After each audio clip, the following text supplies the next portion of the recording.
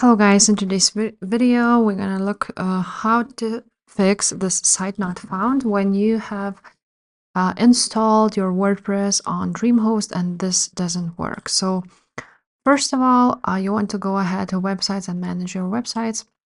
And here is, for example, your domain, which you have added. And for example, I have added this domain from GoDaddy because I purchased it there. So you actually need to change the DNS records, the name servers on your GoDaddy. So it would match. And once you do that, it should be fixed, this site not found problem. But you may need to wait a little bit because as you can see, when I click on this WordPress, site is not found. And for now, we need to wait for it. So now how much you will need to wait. I just found this help that once you change the DNS settings, it should go away within 4 hours.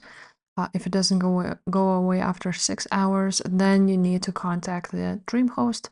But that's basically it. You just need to wait a little bit and your problem should be fixed.